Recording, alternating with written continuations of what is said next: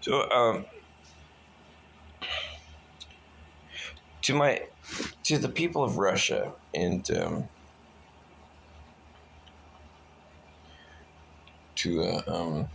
the Russian Federation, the provincial governors, President Putin, everybody who is making decisions to continue to engage in military operations in the Ukraine. You are in violation of the sovereign state of Ukraine, and there are quite a few war crimes that seem to have been committed. So the Russian Federation needs to rethink its position and why it's doing what it's doing when it's doing it. Patriarch of Moscow, the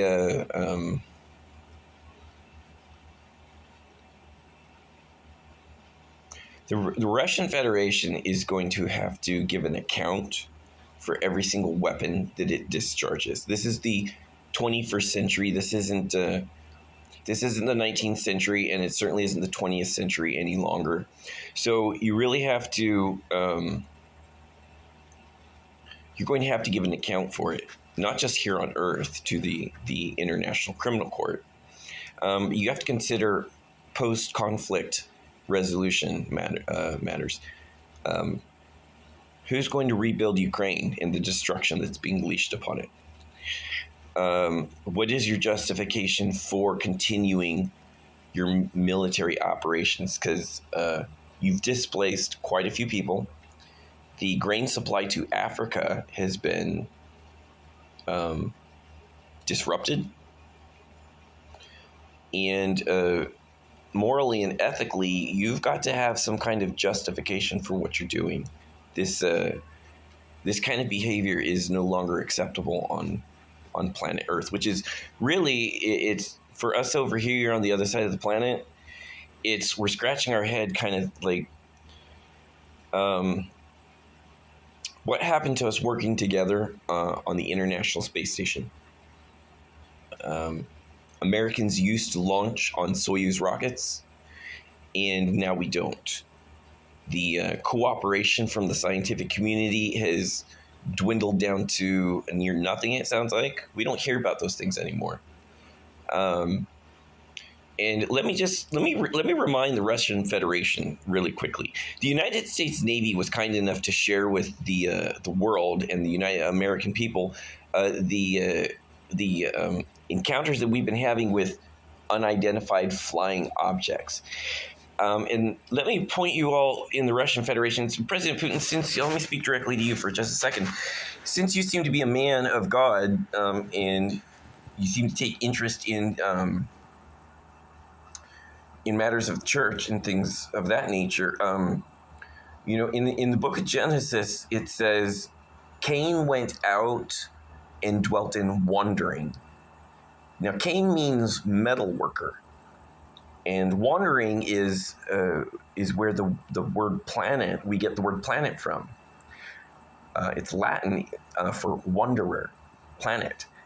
So it's possible that our ancestors went out and dwelt in the solar system, wandering. So with that in mind, the UFOs that the United States Navy was kind enough to be truthful with the world about, if they're not a domestic product of artificial intelligence or remote design, if we're being scouted by another star system, and let me also add on to there, the destroyer in Revelation, the book of Revelation, the destroyer is who sends the creatures from the bottomless pit.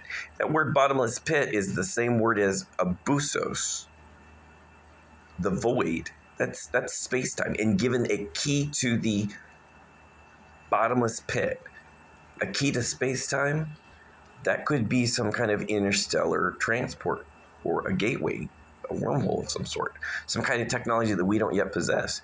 So blessed is he who reads and keeps the words of the prophecy of this book. It could be a very strong warning that we have a galactic adversary. So it's one of those things where you could be causing a lot of problems that we're going to have to fix. That that's resources that you're pummeling, and it makes you liable for any damages if you're found unjustly in invasion of the sovereign state of Ukraine. So it's one of those things where if we can get back to cooperation instead of the destruction of our cousins, because you in Russia and Ukrainians, you are cousins. You have the same mother tongue, Slavic.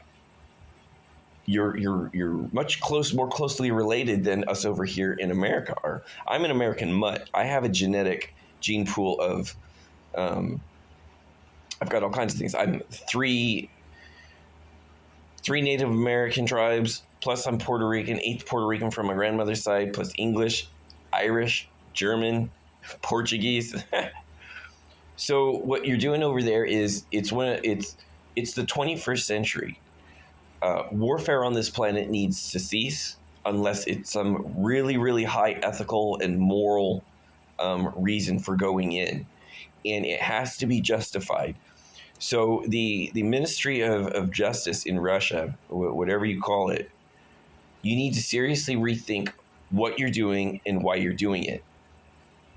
Because you're going to have to give an account for it, if not here on Earth. You will give an account for it in heaven. So you will straighten up, and you will either go back to Russia and withdraw, stand down, go back to Russia. You already lost your flagship. It's at the bottom of the Black Sea. That was when you should have gotten a first indicator that you were not doing militarily so great. Okay? You lost the flagship. That would be like in Star Trek: The Next Generation losing the Enterprise. That is, it's not good. So it's one of those things where you need to correct and get back on the right path, because I don't think you're going down the right one right now.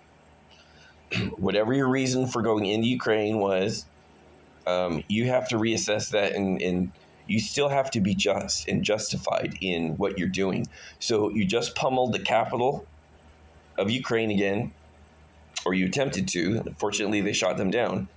But if I could redirect the Russian Federation, we should probably get our butts up into the inner solar system.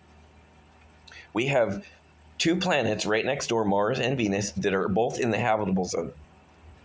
And we are busy once again wasting resources and firing weapons into another nation. It is in violation of national sovereignty. You have threatened to use your nuclear arsenal in an offensive manner, which makes that an act of terrorism. So, President Putin, you do have charges of terrorism against you. And if the Russian people don't correct you, somebody's going to have to. So, you're in violation of treaty. Your Victory Day parade speech about the real war is being waged against Russia is no. You are in violation of nuclear treaty, non-proliferation treaty. That is why we're up your ass. So if the Russian Federation would just simply be lawful, sanctions would drop.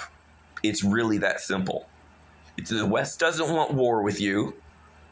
Finland didn't join NATO because we forced them to. So the Russian people really need to take a better look at what you're doing.